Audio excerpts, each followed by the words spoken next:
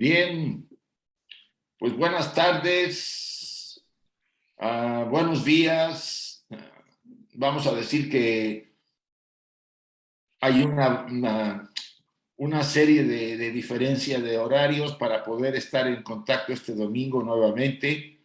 Tenemos tanto Enrique como yo la posibilidad nuevamente de compartir con ustedes el tema de fraternidad, conflicto y reparación. ¿Se acuerdan que lo habíamos tenido hace quizá un mes más o menos, o un poco más?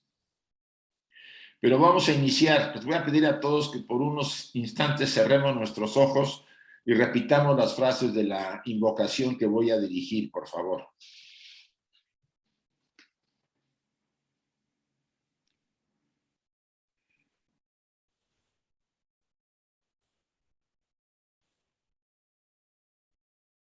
Oh vida oculta que vibras en cada átomo. Oh luz oculta que brillas en cada criatura.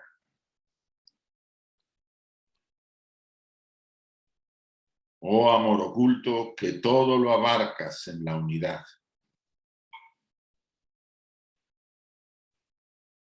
Que cada ser que se sienta uno contigo sepa, por lo tanto, que es uno con todos los demás.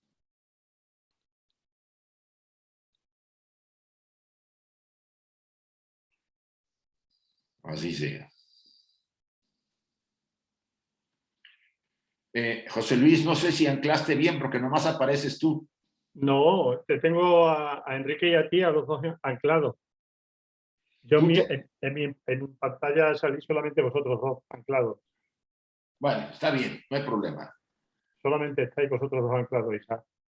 Déjame a Magali, ¿no? A Magali, sí, ahorita se me pasó. Es que estaba tan atractiva que no supe qué hacer.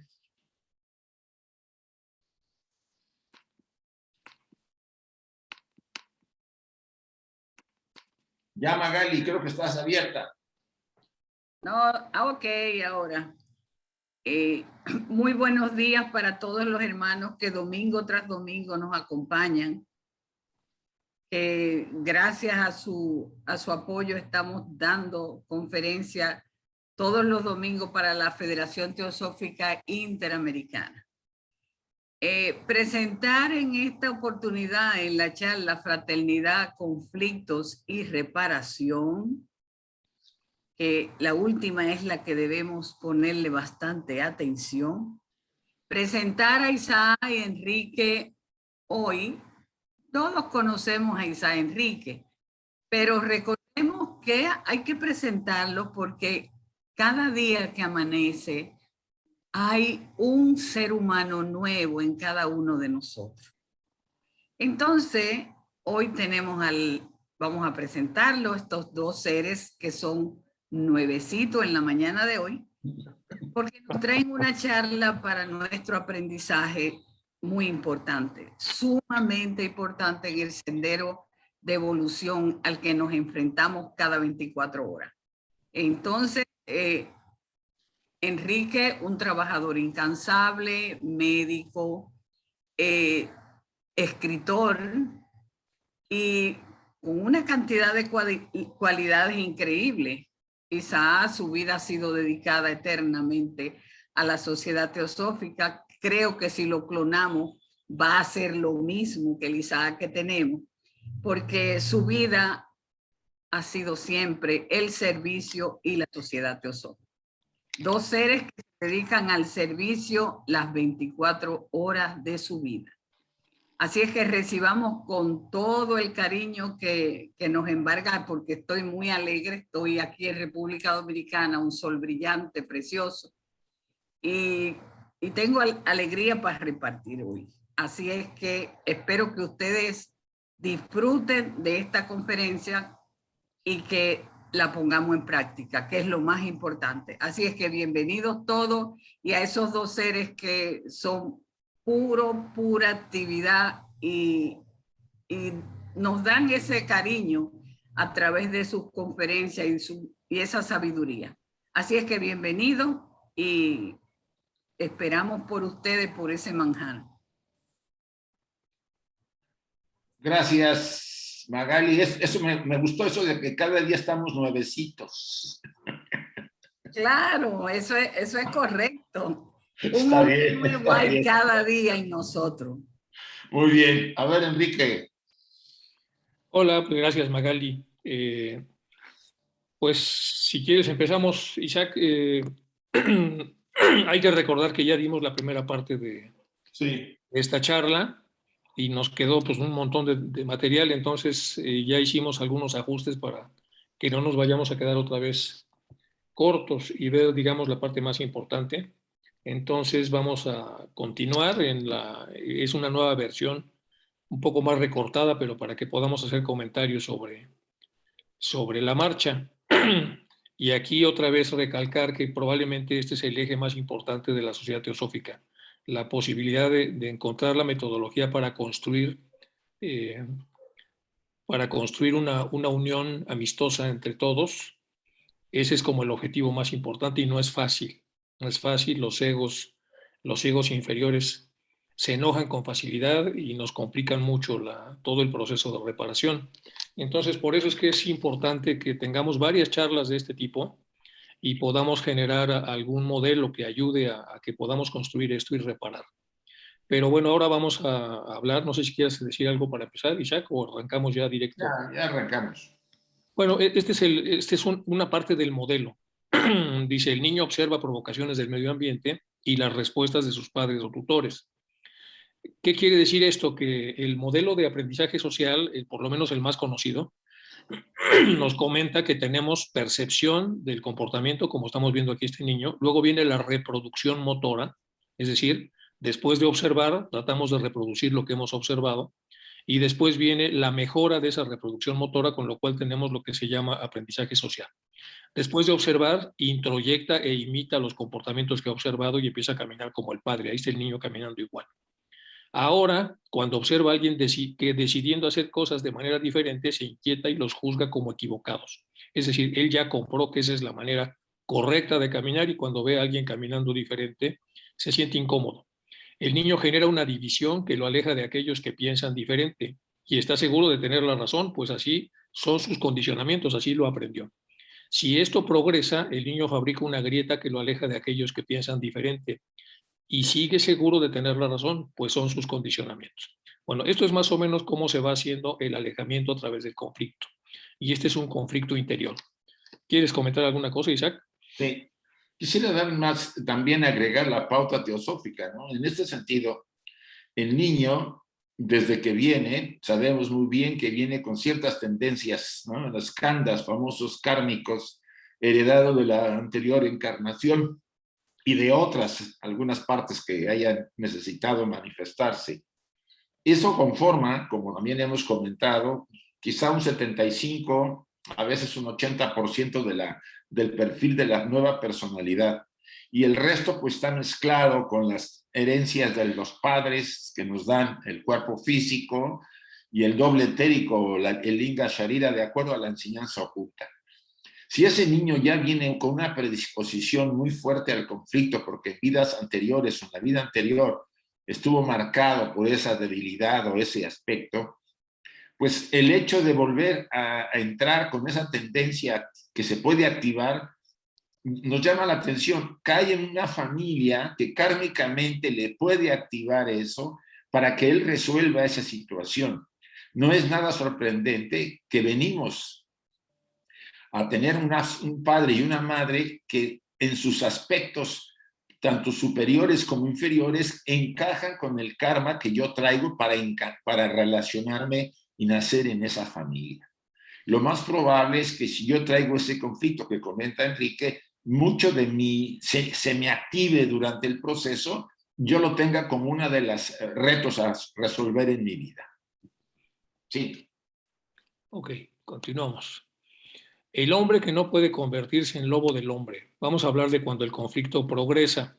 Hay un autor muy conocido que se llama Hobbes y él escribió la obra del hombre, lobo del hombre. La idea es no puedes hacerte algo malo, no puedes hacerte malo si sigues siendo bueno. Para hacerte malo tienes que dejar de ser bueno. Bueno, tenemos el hombre A, reacciona al hombre B, lo juzga con sus prejuicios y decide odiarlo, porque el hombre B tiene cosas que, de acuerdo a la lógica del hombre A, no son apropiadas o son odiables. El odio progresa al grado de que ahora el hombre quiere dañarlo e incluso matarlo. Pero si sigue siendo hombre, no podría serlo, debe convertirse en un depredador. Por lo tanto, dice Eric Fromm en una de sus obras que tiene que renunciar a su identidad de hombre y adquiere la de un depredador de hombres, es decir, de lobo. Y convertido en lobo, renunciando a ser hombre, ahora es capaz de matar. Entonces, este es un proceso de transformación complejo que estudia el psicoanálisis humanista, específicamente lo estudia Fromm, y nos habla un poco de cómo el ser humano primero se enoja y después de enojarse se transforma en algo dañino y después daña. Después de que dañó, puede tener otra vez una vislumbre del ego superior y puede sentir culpa, pero el daño ya está realizado. Entonces, esa sería como la peor secuencia a través de la cual la persona no ha logrado controlarse y como no logró controlarse, generó daño. Y ahora entonces hay que hacer una reparación. Antes de esto se puede hacer una prevención y antes de eso se puede hacer un desarrollo. Este es otra vez un esquema general para que veamos que realmente si no aprendemos a controlarnos con toda la literatura y con todas las ideas que la teosofía nos ha dado, pues vamos a seguir un camino natural que es este y que es necesario que nosotros ayudemos también a los hermanos que tenemos a que no sigan en ese derrotero. Es decir, hay que aprender a no enojarnos hasta donde sea razonablemente posible y hay que aprender siempre a integrarnos. Somos un núcleo de fraternidad y tenemos que encontrar todos los medios posibles para que así siga siendo. Isaac. Pues sí, para completar lo que comenté en la anterior imagen, en realidad todos tenemos esa, acuérdense que en nuestra naturaleza la parte de la estructura personal tiene un elemento animal activo. ¿Qué quiere decir? Pues es el responsable de nuestros instintos, nuestras emociones, nuestros aspectos, vamos a decir, más intensos, ¿no? Emocionalmente hablando. Y eso, de alguna manera, que nos recuerda nuestra herencia pasada animal, es necesaria para poder desarrollarnos sobre todo y superar esa parte y equilibrarla en nuestra naturaleza. O sea, aquí lo que comenta Enrique es que la renuncia a nuestra identidad de hombre es como, vamos a decir, adquirir nuevamente esa estructura personal que ya en una etapa de nuestra evolución la tuvimos y volvemos a ella porque se facilita más que la parte superior o espiritual. O sea, renunciar a mi identidad de hombre es mucho más fácil hacia lo animal que hacia lo espiritual. Y eso nos ha llevado a que en nuestra sociedad pues vemos los ejemplos de la destrucción entre nosotros y las matanzas infinitas que no podemos entender cómo es posible que podamos llevar a cabo esas muertes en las guerras que ha habido en la tierra. Gracias, Enrique. Sí, hay otro modelo que es el de estrechamiento de la conciencia. En psiquiatría se llama estado crepuscular. Se estrecha la conciencia para que no veamos todo lo que debemos ver y ahí es cuando hacemos barbaridades. Entonces tenemos que tener la conciencia totalmente abierta y para darnos cuenta de que ve las cosas muy diferente el ego superior que el inferior, como ya lo comentó Isaac. Bueno, este es el prolegómeno para poder continuar con lo que ya habíamos visto de conflicto. Bueno, ahora vamos con la enorme riqueza que tiene la enseñanza teosófica para poder hacer esto. Uno de sus primeros objetivos es construir un núcleo de fraternidad y para eso entonces tenemos a una enorme cantidad de personas con increíbles ideas que nos han dado para poder trabajarlas y poder sacar de ellos la sabiduría que está inmersa en esas palabras y poder generar modelos y habitarlos primero nosotros como teósofos y después poderlos compartir obviamente con el resto de la población. Bueno, el que recibió y tiene más por obligación da a quien tiene menos al recibirlo. El que antes tenía menos, hoy tiene más y está obligado a dar a quien menos tiene. Y esta es la famosa cadena de dar y recibir. Las altas jerarquías que ayudan e instruyen a la humanidad, pues nos han dado lo que conocemos, lo que tenemos, todo lo que es entonces, todo lo que conocemos en la teosofía. Aquí tenemos un puente que comunica a todo ese conocimiento que las altas jerarquías tienen y a los que lo van a recibir. El puente está representado por HPV, los Mahatmas, etc. Todo esto constituye entonces el legado teosófico y aquí está la fotografía. Entonces, el producto que se ha compartido es sabiduría teosófica de primer orden, es decir, de primer orden porque gracias a los traductores, es decir, a los puentes que son HPV y los Mahatmas, nosotros tenemos de manera directa lo que ellos quisieron decir y lo que los traductores o los puentes pudieron escribir. Esto se llama legado teosófico y es intocable.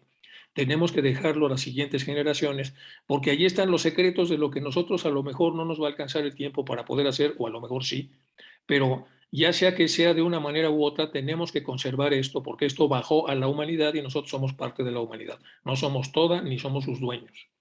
El producto, sabiduría teosófica de segundo orden, es decir, toda la interpretación de esto.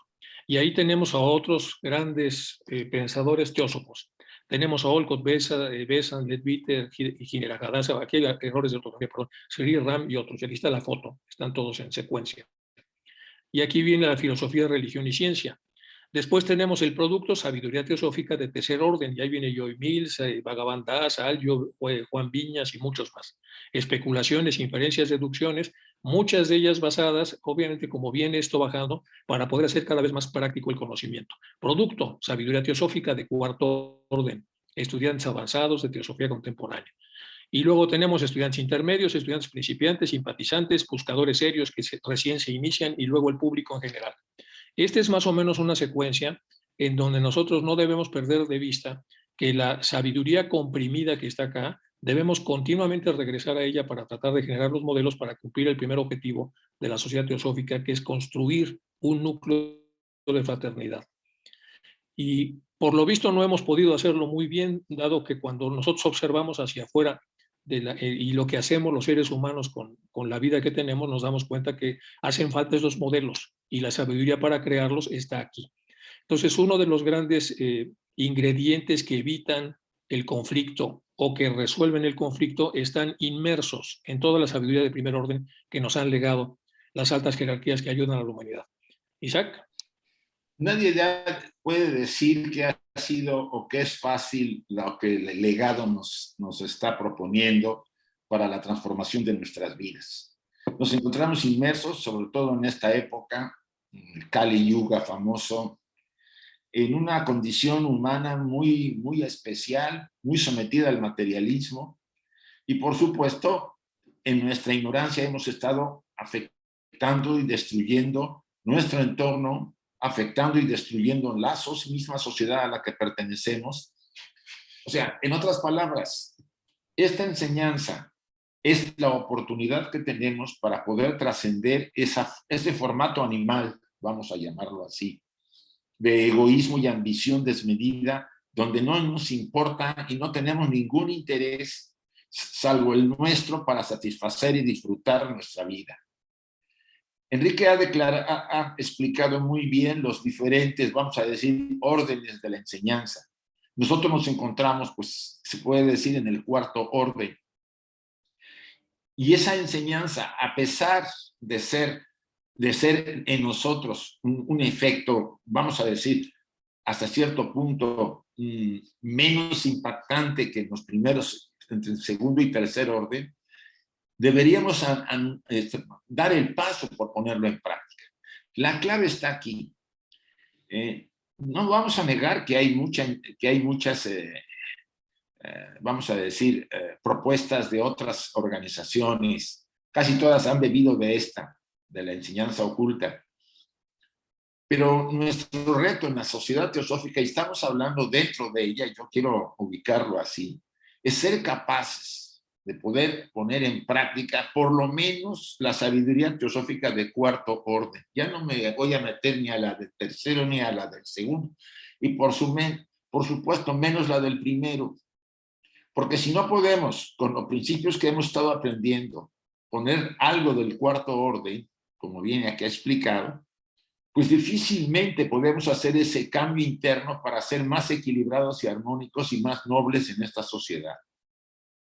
Nadie niega que el puro conocimiento ya nos ayuda. Es más, hay muchas personas que sin haber puesto sobre todo en práctica las disciplinas y la purificación de vida, sienten la transformación de la enseñanza. Pero nos quedamos siempre en esa orilla porque el apego tan fuerte a la personalidad y a los espacios de confort que tiene nos reducen, vamos a decir, esa amplia posibilidad de pasar a un tercer orden, se puede decir, a la enseñanza más profunda. Es cierto que depende mucho de la madurez del alma. Nuestras almas tienen diferentes madureces y vienen de diferentes, vamos a decir, cantidad de vidas pasadas, que es donde se determina. Pero si tenemos este legado tan importante, tan valioso, tan sagrado, deberíamos hacer el esfuerzo por vivir o intentar vivir y superar algunos de los aspectos que nos limitan a acercarnos a la fuente de sabiduría verdadera, la de primer orden. Es una invitación y esta conferencia entre Enrique y yo lleva esa pauta. Sí, Enrique. Y bueno, aquí en la foto de los antiguos presidentes de la Sociedad Teosófica no está Tim, porque son parte del legado, son los que ya no están, y aquí estaría dentro del cuarto, el que lidera todo esto estaría Tim Boyd y algunas otras de las personas que ahí trabajan, pero ya no cabía tampoco en la transparencia. Bueno, esta es la parte que falta en esta zona de ahí. Las víctimas de abusos y delitos. Vamos ya a meternos a los conflictos y los problemas que generamos, sabiendo entonces que el karma toma nota. Se entenderá por víctimas a las personas que individual o colectivamente hayan sufrido daños, inclusive lesiones físicas, mentales, sufrimiento emocional, etcétera, etcétera, o menoscabo sustancial de sus derechos como consecuencia de acciones u omisiones que violan la legislación penal vigente de los Estados miembros. Está hablando aquí de la Comunidad Europea. Podrá considerarse, de Naciones Unidas, podrá considerarse víctima a una persona con arreglo a la presente declaración, independientemente de que se identifique, aprenda, en juicio o condene al perpetrador, e independientemente de la relación familiar entre el perpetrador y la víctima. En la expresión víctima se incluye además el caso de familiares o personas a cargo que tengan relación inmediata con la víctima directa. Esto es de las Naciones Unidas, la Oficina del Alto Comisionado de Derechos Humanos. Entonces, lo primero que necesitábamos en esta época tan materializada era generar un organismo que representara los intereses de los seres humanos a nivel mundial. Tratamos primero con lo que fue la Alianza de las Naciones, que fue previa a la Segunda Guerra Mundial y que estuvo trabajando por pares a los 50 líderes intelectuales más importantes del planeta. Sin embargo, se atravesó justo cuando estaba esta iniciativa, la Segunda Guerra Mundial, y ya vino en la última tentativa con Naciones Unidas. Entonces, Naciones Unidas empieza a trabajar ese tipo de declaraciones, y en estas declaraciones empezamos a ver entonces lo que pasa con las personas que son abusadas por otras personas y que en general pues, se les va a trastornar, se les va a complicar, se van a meter en conflictos muy graves y de ahí, si estos escalan, van a venir odios, etcétera, etcétera, un montón de cosas que son las que estamos viviendo el día de hoy. Esto es solamente técnico para poder definir lo que significa el ser una víctima de algo. Por supuesto, aquí falta ya teosóficamente hablando lo que sería ser una víctima de algo interno.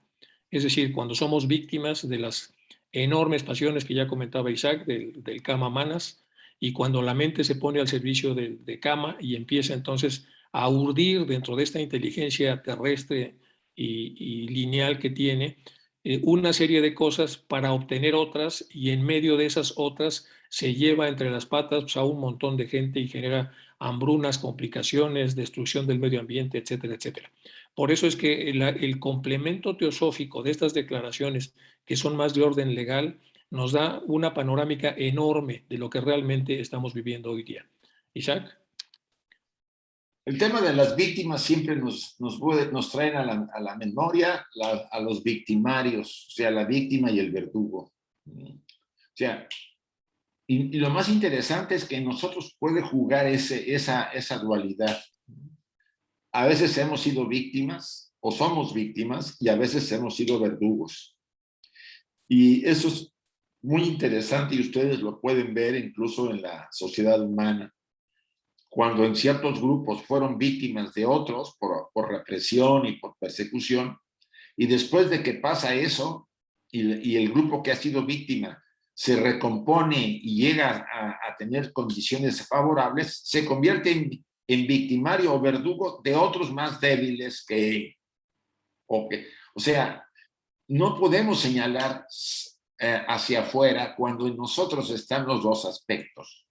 Y están los dos aspectos porque es muy frecuente que en algún momento en nuestras relaciones en la vida diaria estemos moviéndonos entre estos dos aspectos. En el trabajo podemos ser víctimas, pero quizá en casa llegamos y somos victimarios, ¿no? Verdugos, o con los amigos. O sea, es una necesidad del autoconocimiento para percibir esta relación. Y por supuesto, ahí donde hay una obsesión por el poder y el deseo de control, siempre habrá un verdugo que quiere encontrar víctimas. Para él o para ella no hay medida. O sea, no importan los derechos del otro, no importa sus necesidades, no importa su vida, en último caso, como ha mostrado la historia humana. El uso de esos sujetos para tu beneficio en todos los aspectos pues nos ha traído la esclavitud en el pasado. Y en esta época, pues ya saben, pueblos más poderosos se apoderan económicamente ahora de las necesidades, vamos a decir, de los recursos de otros y los van oprimiendo y los convierten en víctimas. Algo que no podemos negar y está ocurriendo, y ocurre en todas partes. Pero más que señalar a alguien, debemos vernos a nosotros, porque es como una enfermedad que llevamos en el alma. Esa víctima y victimario persiste en nosotros cuando somos capaces de abusar de alguien o de algo en condiciones favorables para mí, o cuando abusan de mí. Y esto no puede negarse cuando lo observamos en nuestra vida. Sí, Enrique. Sí, hay que examinar, permanentemente hay que examinarnos para no perdernos en las definiciones y para no perdernos en estos remansos intelectuales que todos hemos creado y que los redefinimos o los malinterpretamos o los malentendemos, y a partir de ellos generamos polines para hacer desmanes impresionantes y luego podremos o no arrepentirnos, pero a eso se refiere esto, que aquí lo que hace falta son modelos claros, que sean muy prácticos, pero que tengan siempre a los seres humanos en permanente reflexión. Tenemos que estar siempre reflexionando. Ahora, en el abuso de poder pasa lo mismo. Las víctimas son personas que individual o colectivamente hayan sufrido daños, incluso lesiones físicas, etc. Bueno, esta es una repetición del anterior, perdón. Victimario, persona con habilidades para someter, mentir, manipular y mantenerse en el poder, causando daño moral y retroceso institucional. Bueno, tenemos históricamente, ya sabemos, en las etapas de la humanidad, al esclavismo. Después del esclavismo viene el feudalismo, después del feudalismo viene toda la burguesía, cuando se empiezan los reyes a vender los títulos de propiedad de los esclavos para que estos a su vez puedan sobrevivir por sí mismos. Hacen los burgos que están afuera de los castillos y ahí salen los burgueses y empiezan los oficios, los comerciantes de todo tipo, y después de esa etapa pues ya llegamos a lo que estamos viviendo en la actualidad, que es un mundo totalmente dependiente de los modos de producción y sobre todo económicos. Entonces, tenemos nosotros que tratar de no llevar una vida poco solidaria con las personas con las que normalmente trabajamos, para no convertirlos en victimarios de nuestra testarudez o de nuestros modelos mentales que nos indican que es normal y que así es. Bueno, ¿cuál es el perfil entonces de un victimario históricamente hablando? Ese es cualquier ser humano en cualquier parte de la historia. Normalmente tienen baja autoestima, los grandes dictadores de la historia, sienten que no baja su autoestima, sienten que no satisfacen las expectativas de la sociedad, por consiguiente les es difícil solucionar conflictos. Más del 95% tiene una personalidad inmadura, constituida por inestables o borderline. Borderline son personas que están casi al límite de la psicosis. Son narcisistas, histriónicos y disociales. Narcisistas que se sienten superiores al promedio, histriónicos que son muy buenos para hablar en público y en general, bueno, les puede venir a ustedes a la cabeza incluso presidentes hasta recientes de naciones importantes, etc. El mal manejo de los impulsos es otra de sus características, es decir, se enojan fácil y una vez enojados hacen barbaridad y media y manejan muy mal los impulsos, siendo hiperbúlicos. Hiperbúlico es una palabra poco conocida que quiere decir que es una persona que tiene el poder de argumentar, dirigir y justificar los atentados. Un hiperbúlico es una persona que causa una destrucción, pero tiene una labia impresionante para convencer a todo el mundo de que eso era necesario o que fue un daño colateral o lo que fuera. Y son tremendamente impulsivos. Bueno, como verán entonces en la sociedad actual, que cada vez, y hay que reconocerlo, se va refinando más y es más difícil el poder tener líderes nacionales o mundiales con estos perfiles, pues todavía ocurren.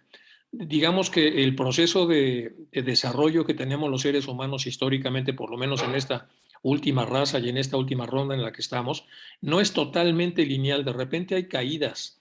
Hay caídas y hay que volver a empezar otra vez a subir para alcanzar el punto que habíamos alcanzado, sabiendo que en algún momento dado volveremos otra vez a caer dentro de estos ciclos, pero es de lo que se trata la vida que estamos viviendo y que estamos repasando en las clases que nos da Isaac los días lunes, que tienen que ver ya mucho con el lugar donde estamos desde el punto de vista evolutivo como raza humana.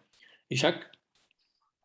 Bueno, no es nada difícil de entender. Bueno, lo que tú has presentado es claro para describir sobre todo a la persona que tiene habilidades para someter, sobre todo que posee poder, sobre todo, y deseos, y causa daño moral. Y realmente es muy frecuente encontrar a sujetos así en nuestra sociedad.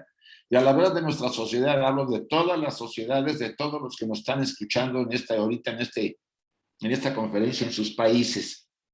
Los podemos identificar casi en la mayor parte por los políticos o por aquellos individuos que tienen mucho poder económico y que detentan poder e influencia. Hay excepciones, pero la mayoría detentan estas descripciones. Normalmente el que es un victimario, un verdugo, tiene una autoestima muy baja porque se siente bien cuando somete a los demás. Es una característica. Ahora ustedes dirán, ¿somos exentos? Yo creo que no. La sociedad en la que vivimos tiene mucho esta influencia, ¿sí? En los modelos que manejamos, ¿sí? La gente, sobre todo la sociedad competitiva, porque la competición nos lleva a querer ganar a como dé lugar, y no solamente al otro, sino a veces a la misma sociedad o en las empresas, a obtener dividendos inmensos al precio que puede. O sea, eso está en esta sociedad, en ese modelo de competición que tanto marca Krishnamurti e indica que no nos ayuda en nada, porque deberíamos girar hacia la colaboración. ¿Qué podemos hacer ante esto? El autoconocimiento es básico. Observarnos en las posiciones en que nos movemos, tanto en nuestro trabajo como en nuestra casa, como en las relaciones que tenemos de cada día con los demás, en nuestros propios, sobre todo la imaginación, esas fantasías en las que nos perdemos, a veces aparecen, ¿no? En donde nosotros estamos haciendo cosas para hacer cosas y sentirnos bien o escapar de la vida, pero siempre hay ahí un elemento de querer someter a la naturaleza, a los demás, etcétera, etcétera. Ese punto es muy importante que lo observemos, porque está en nosotros la semilla de esa persona con habilidades para someter y mentir y manipular a los demás y obtener lo que quiere.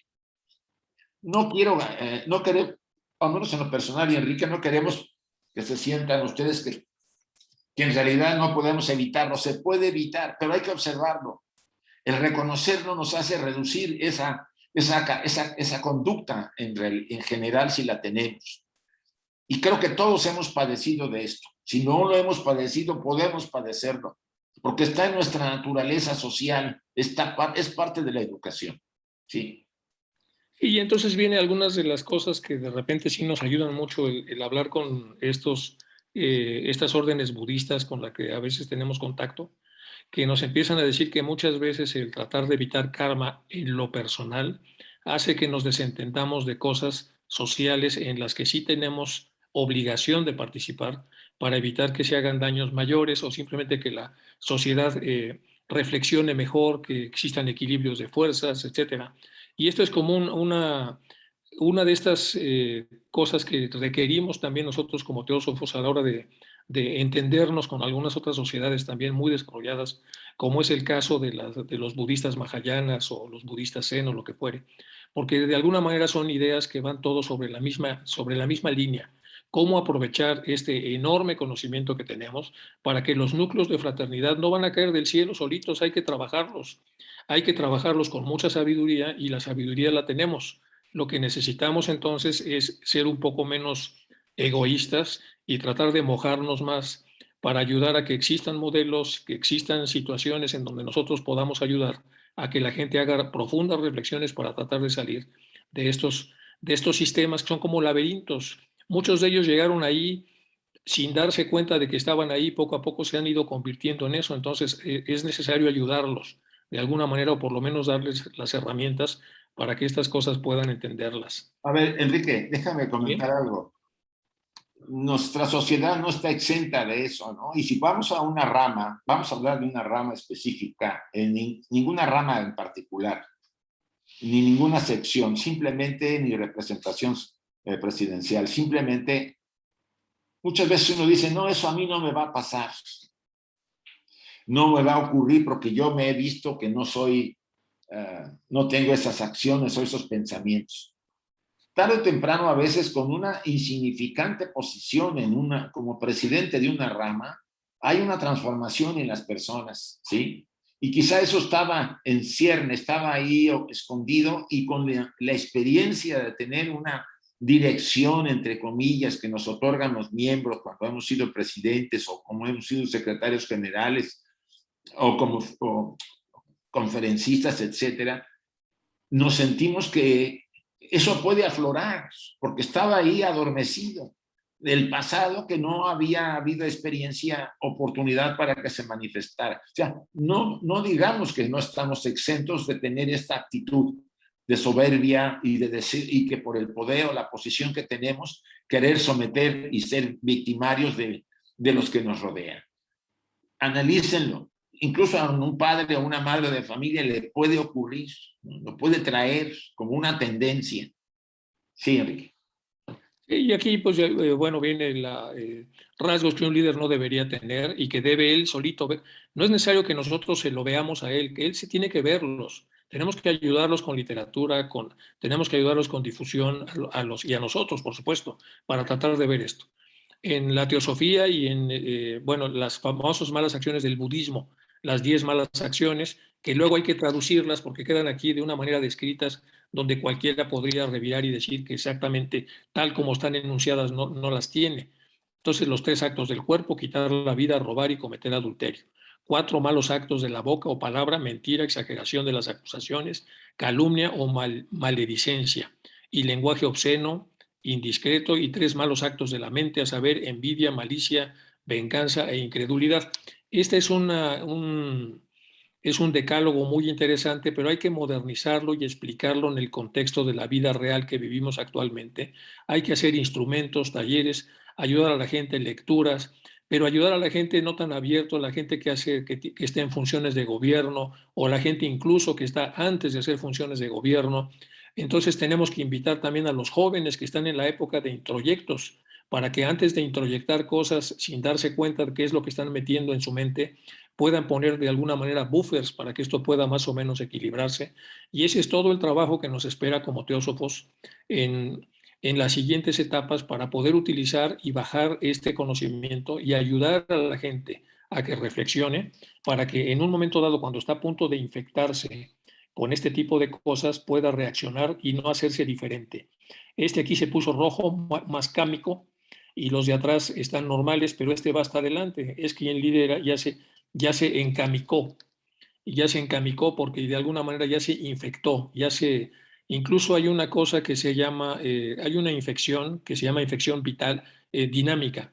Es la toxicidad dinámica, es cuando un sujeto entra y por el propio dinamismo, es decir, por la fuerza vital que hay de los integrantes de un grupo, la persona puede sentirse atraída o incluida cuando estas personas, a través de sus comentarios y su manera de ser, lo jalan. Y teniendo él pocos recursos para mantenerse firme o poca voluntad para hacerlo, al rato ya se convierte automáticamente en el grupo que acaba de jalarlo. Bueno, hay una serie de cosas entonces que necesitamos hacer y van con esta charla. Entonces, el conflicto y luego la posible reparación, cuando este sujeto vuelve otra vez al lugar de donde había partido, vuelve a su realidad de estar vigilando su vida, entendiendo que no va a estar nada más una vez aquí y que ha estado muchas y que estará muchas más. Una vez que el sujeto haga este tipo de reflexiones y trate otra vez como de reajustarse y rehacerse, es cuando viene la reparación. Pero aquí estamos hablando un poco de lo previo, es decir, cómo darle decálogos a la persona para que antes de que se enfrente a estas situaciones o quede inmerso en estos grupos, sepa de alguna manera cómo mantenerse firme en sus convicciones y en lo que es. Si no se pudo porque ya se infectó, bueno, ahora vendrá la reparación, pero de momento es decir, tenemos no nada más como teósofos, sino también podemos utilizar la sabiduría que existe en el budismo para sacar este tipo de lineamientos a través de los cuales la persona puede orientar mejor su estancia en los diferentes círculos externos, pero también en su posición interna. Isaac. Mira, creo que los años que he estado hemos estado trabajando y aquí, pues más que con Enrique desde hace mucho tiempo, con Magali y otros miembros, hace más o menos 42 años, que es el tiempo que más o menos hemos estado teniendo actividad. Yo he visitado muchos lugares de América Latina y otros lugares del mundo. Y por supuesto he visto a hermanos que eran verdaderamente devotos y entregados, mientras eran simplemente miembros, ¿no? Cuando por alguna razón fueron pues ubicados o se les pidió que representaran al grupo, a la rama o a la sección, sufrieron una transformación pero impresionante. Yo tengo ejemplos que no viene el caso mencionarlos. ¿Y qué ocurrió? Que esa transformación los llevó a cometer actos que nunca hubieran considerado hacerlo, porque su devoción al principio, en el trabajo teosófico, no era ese. O sea, no se imaginaron que iban a aflorar las debilidades, como dicen los instructores, los maestros, ¿no? Queremos probarlos para saber qué hay atrás de esa máscara, de esa personalidad que se muestra superior. O sea, siempre nos vemos mejor de lo que somos. Y esa parte oscura nuestra la escondemos. Entonces tiene que aflorar. Entonces a veces no sabemos lo que hay en nosotros porque no nos conocemos y cuando viene la situación afloran este tipo de cosas. O sea, nadie está exento, ni la Sociedad Teosófica, ni los Rosacruces, ni los cabalistas, ninguna organización de corte espiritual, menos las de material, que ahí ni se cuestiona la parte ética. Bueno, sí se cuestiona, pero de una manera bajo intereses, vamos a decirlo así. Está exenta de que cuando tenemos la experiencia nos toque en aquellos aspectos que han estado adormecidos y que afloran. Muchas veces incluso dañamos con esa actitud no solo a los miembros, sino al grupo teosófico en el que estamos trabajando. Y nos cuesta mucho trabajo aceptarlo, porque nuestra imagen, como dice Enrique en la definición, no acepta porque tiene argumentos para justificar sus actos, ¿sí?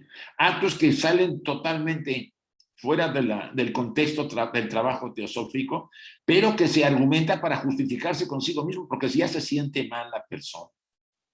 ¿Qué podemos hacer ante esto? Estar observándonos, asumir que a veces podemos sentir envidia o que podemos hacer juicios, calumniar. Es a los pies del maestro. Krishnamurti lo señala constantemente. Obsérvese, véase, cuide sus pensamientos, véale sus sentimientos. Pueden aflorar y cambiar aquellos aspectos que estaban escondidos y que con la experiencia nueva que tiene pueden surgir. Yo puedo decirlo que nadie estamos exentos de una situación en donde aflore algo que no sabíamos que lo traía, ¿sí? Y que puede de eso ayudarnos a conocernos más y a tratar y a intentar superarlo y integrarlo. Sí, Enrique. Sí, se nos dice mucho en la literatura, porque es una literatura hecha para otras épocas, que hay que vigilar lo que hacemos y lo que decimos, etcétera. pero hoy estamos en una realidad diferente. La interconexión que tenemos unos con otros, los viajes que hacemos.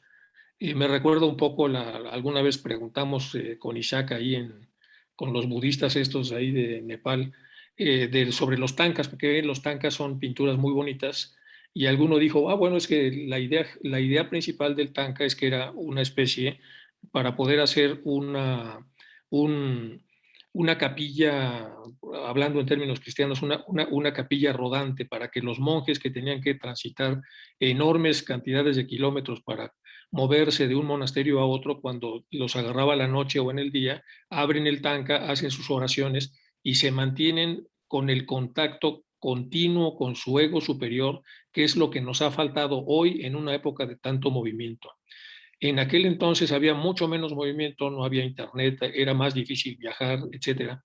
Pero ahora que estamos tan interactuados, podemos perder un poco la idea de cultivar el contacto con las estructuras superiores, y esto se va adelgazando, porque el trabajo diario y el interés diario, cuando no toma en cuenta o en consideración las partes altas se van adelgazando. Y una vez adelgazados, ya caímos en las tentaciones y en las complicaciones que hay en el grupo que puede estar de alguna manera detentando. Entonces, hay muchas cosas en donde es necesario adaptarnos al final las ideas son las mismas, solo hay que adaptarlas a la realidad que estamos viviendo. Es decir, nunca adelgazar el contacto con lo superior, porque estaremos mejor armados para poder enfrentar todas las tentaciones que puedan surgir en estos sistemas. Esta es la historia de Otelo, pero es tan larga y como a lo mejor no nos da tiempo, si quieres la dejamos para después, Isaac. Sí, pero aquí es como le cambiaron la cabeza a Otelo. Sí. Otelo, las grandes obras de Shakespeare. Y si quieren, nada más vemos un poquitito, 3 o 4 renglones. Otelo es un general de Venecia en la época más poderosa del Imperio veneciano. Tras triunfar en varias batallas es nombrado gobernador de Chipre. Él tiene una situación, es admirado por su valor y todo, pero en realidad él es moro, es decir, es de piel oscura, y esto le genera a él un complejo, a pesar de las grandes cualidades que tenía. Entonces pertenecía en esa época Chipre a Venecia. Se casa con la hija de un rico veneciano llamada Desdémona. Pero Desdémona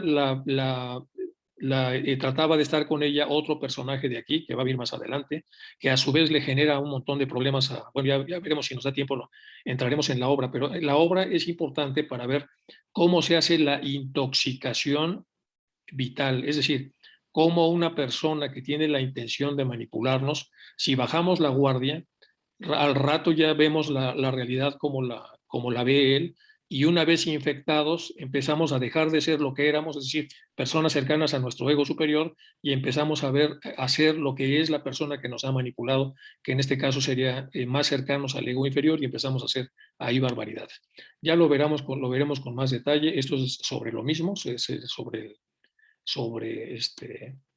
algunos diálogos. Bueno, estos 2 diálogos los dejamos para después, son los diálogos de Otelo. Y ahora, sigue sobre Otelo. Aquí está Yago, siente celos de envidia. Bueno, el líder enfermo provoca sufrimiento y karma. Esta es una foto preciosa de una película que se llama Silence, y aparece aquí Liam Neeson, que seguramente lo han visto en las películas, y habla de la historia de un religioso cristiano que fue a Japón y desapareció, y van otros 2 a buscarle, y les pasa de todo a los pobres.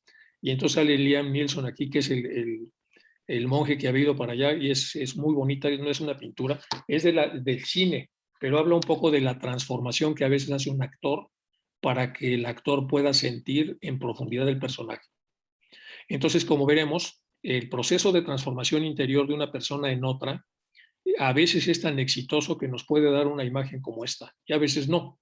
Hay actores mucho más planos, en cuando nos vemos no observamos que en ellos está existiendo esa transformación.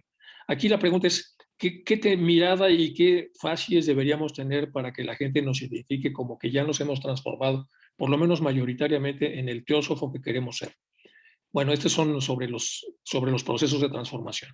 Y aquí hablamos todavía del líder enfermo que provoca sufrimiento y karma y genera, en el caso de las víctimas, situaciones de alta transformación en donde siguen siendo fiel a su esencia fundamental de esta encarnación para poder trabajar, como dijo Magali al principio, lo que será la siguiente en mucho mejores condiciones.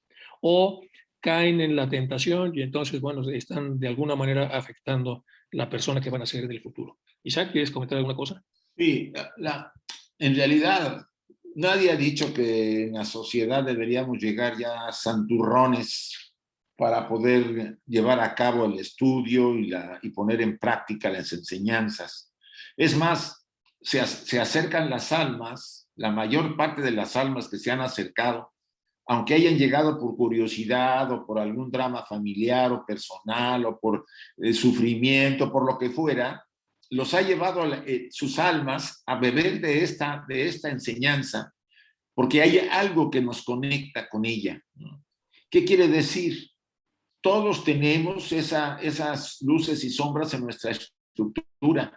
Todos tenemos en algún momento esas enfermedades del alma que afloran que han aflorado en el pasado y nos han hecho sufrir y hemos hecho sufrir a otros, hemos abusado. Por ejemplo, el abuso es muy frecuente. Abusamos mucho de la gente y han abusado de nosotros. ¿Qué podemos hacer en la sociedad teosófica? Porque lo quiero referir a todos para que nos demos cuenta. Ya Madame Blavatsky decía que una cosa era la sociedad teosófica y otra era la enseñanza teosófica. En otras palabras, una cosa es el legado y otra cosa es la estructura personal de los miembros que estamos luchando por trabajarnos a nosotros mismos y por poner en práctica y superar nuestras debilidades. Esos aspectos son necesarios. Todo el que se acerca puede ser que llegue por curiosidad en la tradición oculta, pero tarde o temprano tendrá que hacer una verdadera percepción o profundidad, tener conciencia de que esta enseñanza nos transforma, vamos a decir, nos metamorfosea si queremos llevar a cabo un cambio para poder ser mejores seres y más nobles. Sí, Enrique. Okay. Bueno, consecuencias de un conflicto mal trabajado, divisiones internas, creación de bandos, surge la desconfianza y la hostilidad, la división enemistante, la fraternidad se debilita. Aparece una grieta y aquí aparecen los de un bando y de este lado aparecen los del otro bando. Cuando ya llegó a escalar un conflicto esto, ahí es cuando uno dice, bueno, ¿y ahora qué hacemos? Porque los conflictos escalan y escalan y pueden llegar a eso. Y si llegan a eso, bueno, y que ya no hay nada que hacer, sí hay todavía cosas que hacer, pero ya estaríamos acá realmente en el terreno de la reparación. Si quieres, voy más adelante, Isaac, nada más es una idea muy simple. ¿Qué podemos hacer ante las provocaciones de la vida? Dilema y utilizar teosofía. Ante las provocaciones de la vida, el protagonista puede ensayar respuestas que generarán desequilibrio de diferentes intensidades. Una vez generado el desequilibrio, tendrá que realizar esfuerzos para lograr el reequilibrio. Este esfuerzo será proporcional a la intensidad del desequilibrio ocasionado. Entonces, cuando ya tenemos una grieta, el conflicto está en amplitud máxima o muy amplia. O sea, hay una gran división, una grieta. Pero el conflicto antes fue medio, andaba más o menos por acá.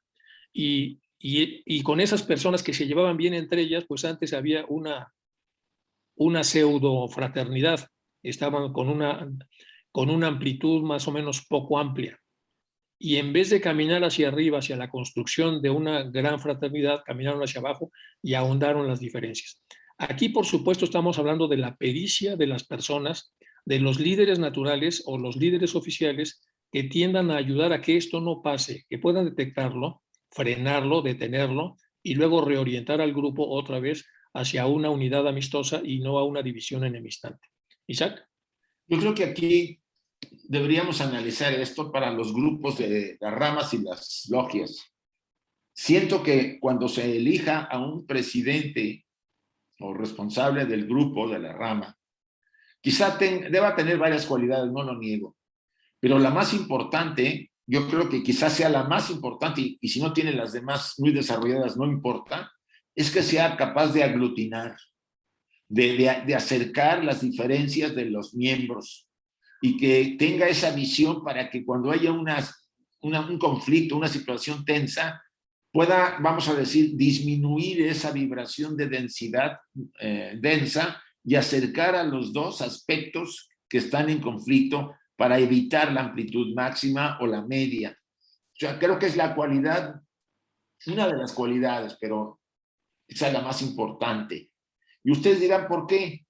Porque estamos en una sociedad, y eso es la pauta que deberíamos darnos cuenta, que metamorfosea, ¿sí? Es una sociedad en que se producen procesos alquímicos en nuestra naturaleza.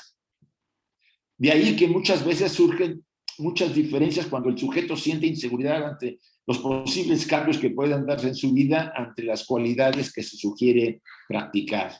O sea, si fuera una sociedad o un grupo social como Club de Leones, y no le quito a los leones sus beneficios, sino y a otras organizaciones de este tipo, en donde los intereses son económicos o de pasarla bien en grupos, pues no hay mucha tensión, y si la hay es relativa. En cambio aquí pareciera que nuestras personalidades a veces son demasiado sensibles, demasiado reactivas ante algún trabajo o alguna otra personalidad. Es ahí donde tendríamos que tener ese espíritu fraternal y un coordinador que ayude cuando todavía no somos capaces de hacerlo por nosotros mismos, ¿sí? Que replantee las situaciones. Me parece que es interesante este punto de reducir hasta donde sea y llevarlo al trabajo interno de la sociedad. Sí, es que te acuerdas, en Tíbet no está el Dalai Lama y el Panchen Lama, Sí. el vigilante de que esto camine, y el otro que hace una actividad más de difusión y de que la gente obtenga de él lo que se espera de esta orientación religiosa. Pero hay otro que vigila, que de alguna manera está siempre pendiente de que esto pueda funcionar en niveles muy elevados, porque como empieza una división, pues empieza a haber ya un problema más grave. Bueno, aun cuando se extinga el odio, ya que pasó todo, y se suceda el remordimiento o cualquier otra consiguiente disposición de ánimo, todavía subsistirán relaciones, quedarán como las brasas de estas cosas. Entonces, la verdadera solución es romper las amarras que nos llevan al conflicto. ¿Y cómo se rompen? Teniendo una actitud intermedia entre el ego superior y el ego inferior. Nunca olvidar que estamos en medio de ambos. Entonces, todas las partes componentes de un mundo, todos los jivas están y continuarán estando ligados mutuamente en relaciones de amor y odio por lazos de memoria y de conciencia hasta que el conocimiento los pueda desatar.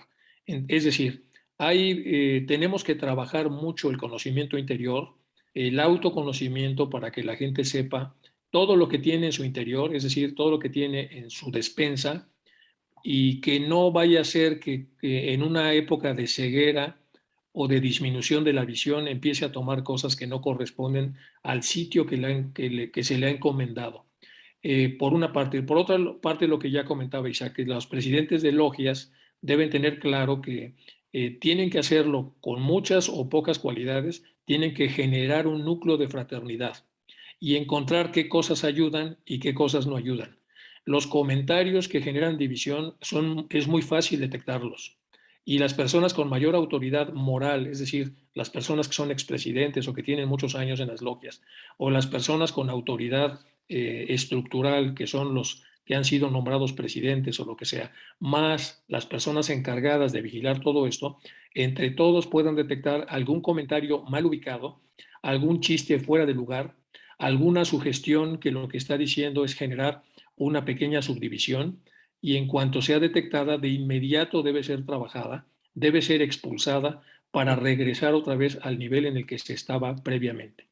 Esto es muy largo de explicar, pero en realidad el proceso de contaminación cognitiva es un proceso muy complejo, muy largo, es largo de explicar, pero existe. Y lo que sí podemos explicar es que hay manera de hacer una resolución inmediata, porque si no se hace la resolución inmediata, luego ya es más complicado. Ya se empiezan a generar un montón de problemas ahí, que esto empieza como a involucrar y a dividir, etcétera, etcétera. Bueno, eso es más o menos sobre lo mismo. Isaac, si quieres pasamos a lo que sigue ya. Pasa.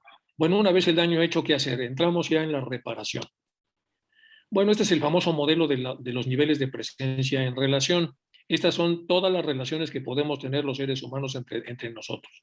Está la relación próxima cercana. Aquí hay un error, esto era relación distante y lejana, estas dos de acá. Y aquí hay una línea punteada, y entonces cuando recién acabamos de conocer a una persona entramos con una relación lejana, distante, es esta de acá. Y poco a poco lo conocemos, lo saludamos, nos introducen a los dos, empezamos a ver qué cosas tenemos en común, qué no, y a través de estar mucho tiempo en interacción, podemos escalar de la relación distante a una relación lejana. Estas están llenas de reglas y nosotros juzgamos a la otra persona por cómo se viste, por cómo habla, por qué cosas dice, etc. Luego brincamos una valla impresionante y entramos en la relación cercana. En la relación cercana ya no hay tantas reglas y entonces la persona se ha acercado más a nosotros, la conocemos mejor y podemos interactuar con ella. Se incrementan los niveles de confianza. Aquí la confianza todavía es muy pobre, pero aquí la confianza es mayor. Y si se sigue trabajando la relación, entonces llegamos a una relación próxima. Y ya como un regalo, y a veces, y con algunas personas, no muchas, podemos tener una relación íntima. La relación íntima es cuando dos circunferencias concéntricas han perdido su concentricidad y se han proyectado mutuamente, generan el encuentro. Y ese encuentro es una relación íntima. Y en estas relaciones íntimas, incluso con nuestro ego superior, podemos hablar de las partes internas, o con el ego inferior, estas relaciones íntimas, cuando son con las porciones superiores, son un verdadero regalo. Cuando son entre dos seres humanos o entre varios seres humanos, también son un regalo.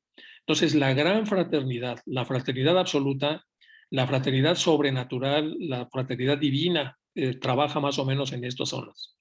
La fraternidad humana más próxima a ellos sería la relación próxima, pero con algunos atisbos momentáneos en donde pudieran darse este tipo de relaciones. Y después bajamos otra vez a esta realidad. Entonces, en esta zona, el acuerdo acerca la emoción, las partes más altas del amor y bajas del odio repulsivo. Y en estas partes de abajo, el conflicto que separa, aleja. La emoción, partes más bajas del amor y las altas del odio repulsivo. Bueno, aquí tenemos una de las guías que nosotros podemos llegar a trabajar y generar modelos para que la gente pueda vibrar en este sentido.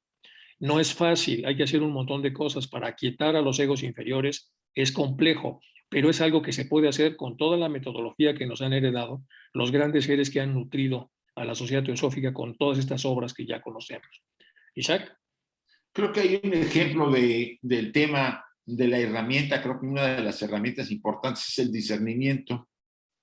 En el librito de A los pies del maestro y en otros autores se menciona que es una de las herramientas que nos puede ayudar para poder por lo menos estar en una relación cercana con atisbos a una relación próxima. Discernir en nuestra relación sobre aquellos aspectos que no nos parezcan tan importantes y los que nos parezcan importantes. Ser capaces de decir, bueno, este aspecto y este otro, pues a mí no me afecta, no es importante, y la persona quiere que lo vea así, pues vamos a aceptarlo, y eso nos va a dar un acercamiento, una cercanía a la otra persona. Cedemos en aquellas cosas que no son importantes y nos mantenemos firmes en aquellas que son importantes, como nuestros principios, ¿no? Como aquello en lo que profesamos, etcétera. Muchas veces no es nada difícil en una relación, a pesar de a veces de tener caracteres parecidos, ¿no? Porque a veces los parecidos son los que más chocan. Si uno de los dos tiene esa capacidad de decir, bueno, esto a mí no me afecta, si lo quiere así, él o ella, que lo haga, yo no digo nada, porque está bien, le damos gusto a la persona. Y va uno cediendo en cosas que no tienen importancia para la persona, pero quizá para la otra sí lo tiene. Y en el trabajo teosófico es muy frecuente esto, que pudiéramos ponerlo y aplicarlo. Cuando llegan los miembros nuevos y queremos que los miembros nuevos a veces parezcan que ya llevan años y se comportan, ser más formales y cumplir con todo lo que pedimos, pues tenemos que tener primero esa flexibilidad para entender que están empezando y que discernimos que esos elementos a los que nosotros estamos señalando no son tan importantes como, por ejemplo, la práctica, el estudio, vamos a llamar por ejemplo, yo pongo el estudio diario y la práctica de alguna cualidad, ¿no? Que son ya de más peso. En otras palabras, aplicar yo no diría el sentido común, pero podrían ustedes usarlo si quieren, discernir entre lo importante de lo no importante puede ayudar mucho a mejorar nuestras relaciones en los grupos y en la sociedad. Sí, el discernimiento es súper importante, pero es necesario ubicarlo. Discernimiento en el sentido esencial es la capacidad que tenemos los seres humanos de encontrar lo más relevante dentro de una gran cantidad de elementos. Por eso ya se comentaba que en los estados crepusculares, cuando vemos pocos elementos, pues poco podemos realmente discernir bien si no hemos visto todo. Pero lo más importante es la ubicación. Si la ubicación es fraternidad, es más fácil discernir. Porque entonces el líder, el director, el presidente y todos los líderes que son morales por la cantidad de años que tienen en la sociedad, dicen, aquí se trata de hacer fraternidad. Y ahora sí vamos a discernir de todo lo que vemos alrededor, cuál es lo más importante para crear fraternidad. Pero ya sabemos lo que estamos buscando. Si no, nosotros dejaríamos de manera implícita el tema de la fraternidad. Entonces, hay un tipo de reflexión selectiva, que es esta del discernimiento, que también podría ir sobre la involución. Es decir, ¿qué sería un discernimiento sobre la involución? Pues una persona que quiere hacer el mal, pues pone un montón de cosas y selecciona cuál es la más importante para poder hacer lo que quiere hacer. Por esas razones que hay que ubicar muy bien. Y es una prebenda del líder, el que ponga, aquí hay que hacer, obviamente, desarrollo interior, aquí hay que hacer cuidado del legado teosófico, aquí hay que hacer respeto a las cartas de los Mahatmas, aquí hay que hacer cualquiera de las cosas que él proponga y que tengan que ver entonces con el quehacer teosófico. Pero una de las más importantes, ya habíamos visto, era la fraternidad. Entonces, lo que hacemos es poner una pizarra con todas las cosas que se pueden hacer y determinamos cuál es la más importante, la que nos puede llevar con más facilidad a eso que queremos. Y ahí es donde ya entra el discernimiento. Bueno, eso otra vez sobre el tema que habíamos visto, vamos ahora con movimientos de pausas, los latidos del corazón, ritmo, acción, consideración. Ser consciente, explorar para poder hacer. Este es un juego de colores. Nos dice HPV entonces cuáles son los colores del ego inferior, que es el verde, y hay un verde muy bajo, que sería la parte más baja del ego inferior, uno medio y uno alto, y luego los colores del ego superior, que nos dice que son azul, y tenemos un azul que es más intenso, menos intenso y más claro. Entonces soy consciente de que cada pensamiento como teósofo, palabra y acción que decida, tendrá implicaciones en la luz astral y afectará a toda la unidad de vida. ¿Qué tan conscientes somos? Salvador Díaz Mirón dijo, hay aves que cruzan el pantano y no manchan su plumaje. Es posible, pero tienen que estar como muy concentradas. Queremos aprender con humildad, queremos desarrollarnos, queremos aplicar la sabiduría para cruzar ese pantano. Y de alguna manera poder decir, ese plumaje, el impoluto es de los míos. No para presumir, sino para ayudar, para servir de ejemplo. El lodo es la mente inferior y kama. La luz que no mancha el plumaje es el mana superior, la luz búdica. Tenemos que percibir, esclarecer antes de decidir. Y después decidir con conciencia. Aquí es donde viene el discernimiento de lo que vamos a pensar, a decir y a hacer. Habrá que presentar las opciones y sus consecuencias y luego actuar en consecuencia. Tenemos también, aparte del discernimiento, esclarecer. Es decir, si pasa esto, ¿qué pasará? ¿A qué me comprometo? ¿Qué sucede? Etcétera. Y entonces tenemos aquí todas las opciones, suponemos que tenemos una pizarra enorme y vemos de todas cuáles van por acá, cuáles por acá, cuáles por acá, cuáles de aquí, de aquí, de acá, y automáticamente desechamos las que van mal y de estas todavía tenemos que decidir, y así nos lo dice Krishnamurti. Dice, entre lo bueno y lo malo pues es muy fácil, pero entre dos cosas buenas ya es un poco más complicado.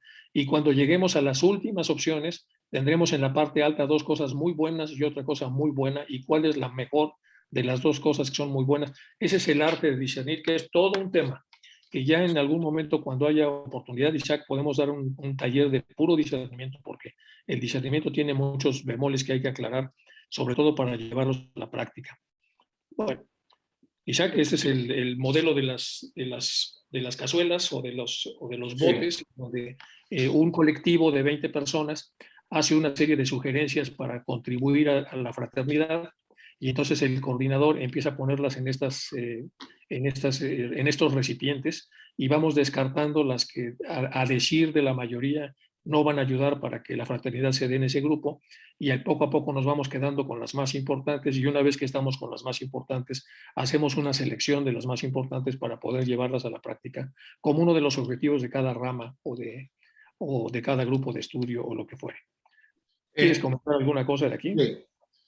Yo me recuerdo la anécdota que creo que ya repetí en la sesión anterior que hizo Krishnamurti sobre esa mujer que se le acercó para preguntarle que, pues, que tenía ya un problema porque había prestado dinero a otra persona, miembro también del grupo, y que no le quería pagar, y porque era tan fraternal ella que pues no se atrevía a exigirle, incluso ante las autoridades, que era una cantidad muy fuerte.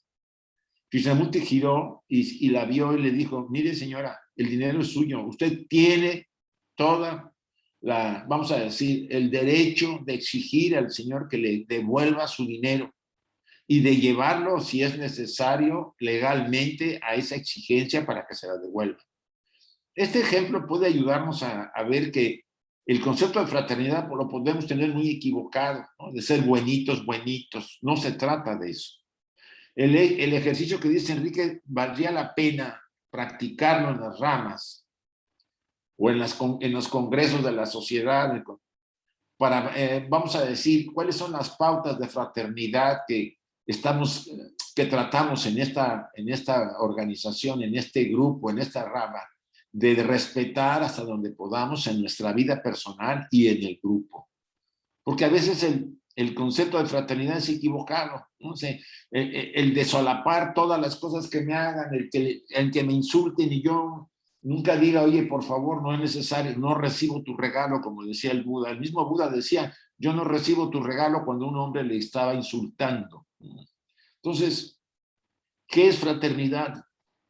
Es la parte del egoísmo, Isaac, que comentábamos, ¿no? Es la parte del egoísmo. Tú estás trabajando para tu siguiente encarnación y entonces crees que haciendo el bien y lo que fuera es suficiente porque estás pensando solamente en ti. Sí, sí. Por eso definir fraternidad es necesario porque tenemos una equivocada concepción. Sí, aquí, por ejemplo, el ejemplo que ponías de Krishnamurti, ¿qué es lo fraterno? Una de sus muchas definiciones es cuidarnos entre todos. Es decir, una fraternidad, se cuidan como hermanos.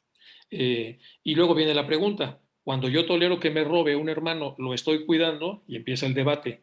Dice, no, lo estás ayudando a que se condene. Estás generándole todo el camino, te estás quitando de enfrente para que la persona haga de las suyas y de alguna manera comprometa su siguiente encarnación. Y si la persona entra en esa reflexión, se da cuenta entonces que lo inteligente y lo fraterno es reclamar lo que le corresponde y evitar que robe el que roba, por lo menos a ella, para que de esa manera se pueda reducir su carga kármica para la siguiente encarnación. Este sistema de profundización es más fácil hacerlo entre teósofos por la calidad del conocimiento que tenemos, pero realmente cualquier ser humano lo puede hacer. Y entonces empezamos a entrar en la profundización de lo que realmente es fraternidad, como ya lo comenta aquí Isaac. Bueno, pues esta es la zona fraterna, ya lo habíamos visto, la aproximación intensa es más o menos la otra que ya habíamos puesto, y luego las posibilidades, las aproximaciones leves, la repulsión leve, repulsión media y repulsión intensa. Vamos a encontrar en los diferentes grupos teosóficos, pues esto, algunas cosas están, alguien tira muy fuerte para acá, para hacer una división, y alguien tira muy fuerte para lograr una reunificación o tratar de reparar lo que sucedió, y aquí se están midiendo las dos fuerzas, y esto hay que trabajarlo de alguna manera. Y por supuesto, la fuerza que debe prevalecer es la fuerza que integra. Es decir, pase lo que pase, yo no me voy a pelear contigo, yo no me voy a enojar, no me voy a enojar.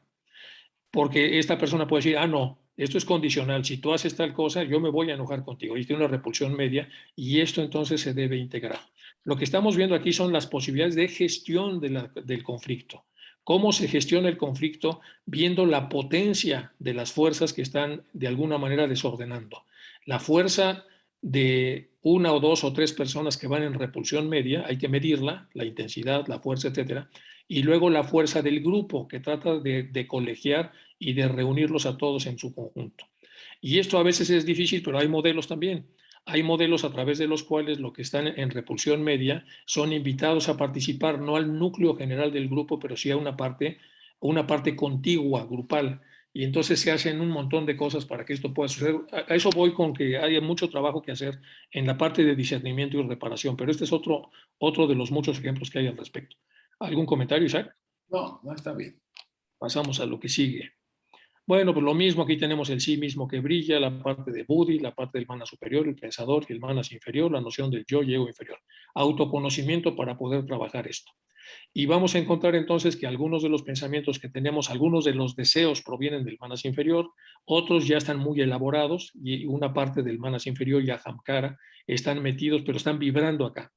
Y otros ya vienen de muy arriba, del manas superior, y otros vienen todavía de más arriba. Entonces, este es un discernimiento más peculiar. En este discernimiento, ayudados de un grupo que tenga suficiente estudio, es decir, que ya tenga sus años leyendo teosofía, entre todos nos ayudamos para ver en dónde están esos pensamientos, en dónde están esos dichos y en dónde están esos hechos. Y son hechos que parecen muy buenos, pero que no lo son tanto, o son dichos que en realidad son muy malos y parecen buenos.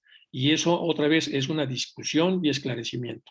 Es una enorme discusión y esta discusión se llama clarificar, es esclarecer. El esclarecimiento lo hacen varias mentes para que la gente pueda quitar las máscaras de lo que está haciendo y entender realmente cuáles son sus verdaderos motivos y de esa manera pueda ayudarse en su propio desarrollo, en desarrollo interior. Isaac.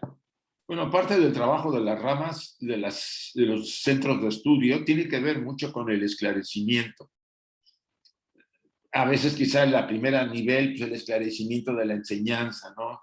¿Qué es lo que quiso decir Annie Besant o Led Bitter? Y poco a poco, esclarecer nos va llevando a profundizar en algunos aspectos, ¿no? A veces, aquí la intervención de los miembros que tienen más preparación y que se han ido desarrollando más, pues es necesario porque ellos inspiran a que los demás puedan ir esclareciendo y entendiendo por qué. Uno a veces se pregunta, ¿por qué he llegado a la sociedad teosófica? ¿Qué puedo darle yo a la sociedad teosófica, por ejemplo? Y uno se va a dar cuenta que esa enseñanza o esta enseñanza nos descubre un universo interior y nos acerca a la verdadera naturaleza de la que somos. Entonces el esclarecimiento, sobre todo al principio, es muy, muy importante y quizás después también, pero en los primeros niveles casi todos hemos tenido a veces que hacerlo por nuestra cuenta y no siempre ha sido esclarecimientos vamos a decir, muy efectivos. Sí. Sí, bueno, y aquí viene un diálogo que ya ustedes pueden hacerlos, algunos de los diálogos que aparecen acá sobre el encuentro de cómo ver a Dios a través de la mente. Bueno, es un diálogo muy largo, esto es nada más un pequeño ejemplo de esclarecimiento, de cómo van algunos buscadores que recién entran en las logias preguntando y cómo se les va contestando para que ellos, los contestamientos nunca son en el formato intelectual directo, son en forma fabulada, ya sabemos que es normalmente como hablan las grandes escrituras de estos temas. Bueno, ahí se les queda a ustedes de tarea este tema. Bueno, estamos conectados con el todo, esa es una realidad, también hay que explicarla para que se entienda y no quede nada más como una parte teórica.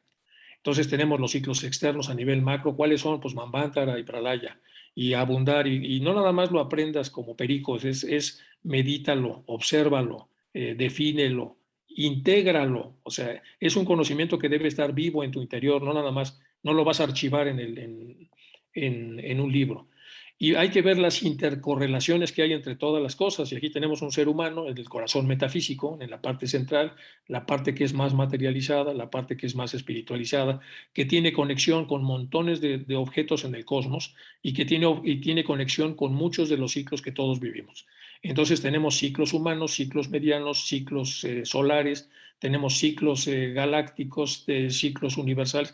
Todos son ciclos y yo y tú y todos estamos metidos en esos ciclos y estamos todos en un ciclo teosófico, es decir, estamos formando parte de una logia y por lo tanto estamos compartiendo el ciclo de la propia logia y el ciclo que la logia hace sobre todo nosotros. Y necesitamos imágenes, reflexiones, guardarlas y entenderlas y sobre todo vivirlas. ¿Y cómo puedo yo tener resonancia con todas estas cosas o estas cosas tener resonancia en mí? Pues si hay alguien que lo duda, es porque está vibrando por aquí abajo. Y el que vibra más arriba, pues le da la mano y lo jala y lo ayuda a que pueda integrar esta realidad, sin necesidad de una imagen de este tipo. Isaac. El tema de la conexión con el todo, con la unidad de vida, con la vida una, Es un tema quizá que es la esencia de la enseñanza oculta, ¿no? El tema de la fraternidad universal. Lo escuchamos desde que entramos en las ramas, porque la mayor parte de la literatura básica que vamos estudiando y de los estudios y de las reflexiones que se hacen, etcétera, nos habla de la vida una, de la que estamos contenidos. Es más, las tradiciones religiosas ya nos hablan de eso. Y ahora la ciencia, sobre todo la física cuántica, pues nos las viene a refrentar. ¿Por qué es tan complejo para muchos entender lo de la vida una? Ahí está el famoso anatema de la separatividad. La separatividad que muchos de nosotros está tan marcada y tan vamos a decir, tan introducida en nuestra estructura psíquica, psicológica, nos impide acercarnos incluso hasta intelectualmente a este concepto de la conexión con el todo. Hemos vivido por vidas, visiones muy materialistas probablemente, y en esta estamos más o menos recibiendo y heredando parte de ello. Ahora, también por evolución necesitamos de alguna manera vernos separados de los demás. Ustedes analicen, si no hubiera esa separatividad, esa luz y oscuridad, esa mente autorreflexiva que se ve observando el cosmos alrededor, ¿podríamos trascender nuestras limitaciones? Mucho del trabajo que se llega a hacer para poder conectarnos con el todo empieza desde la forma más básica, que es la separatividad, el anatema, el gran anatema que nos dice la voz del silencio. Sentirnos separados de los demás, de la naturaleza, de los animales, de todo, cuando en realidad somos uno con el todo. Y somos el todo en pequeño, si quieren verlo así. Somos el microcosmos del macrocosmos. Pero mentalmente la personalidad se ve separada de su entorno, se ve como hasta el centro donde todo está girando. Es natural, somos la copia de los principios superiores limitados en planos inferiores materiales. Y ahí la reducción nos hace ver que todo está separado de nosotros, pero que es necesario para que vayamos superando esa separatividad, esa envidia, esos apegos que son parte de esa estructura de separatividad. Las últimas fases, se puede decir, las fases finales de la realización, tienen que ver en vernos conectados con el todo. Hay una graduación de esta conexión. Ya Pablo decía que emanamos de aquella fuente, vivimos en él y a él volvemos. O sea, siempre hemos estado usando el concepto de Dios, hemos estado con él en Dios. Somos contenidos por Dios. Nuestro mundo es un mundo sagrado porque es lo divino y nosotros estamos dentro de él y ahí envuelve todo el universo. Eso puede ser intelectualmente ya importante si se nos esclarece, incluso por pruebas de indicios que vemos alrededor, aunque no lo hayamos vivido como experiencia interna, que es la necesidad más importante de un estudiante de la tradición oculta. Sí, Enrique. Bien, vamos a continuar.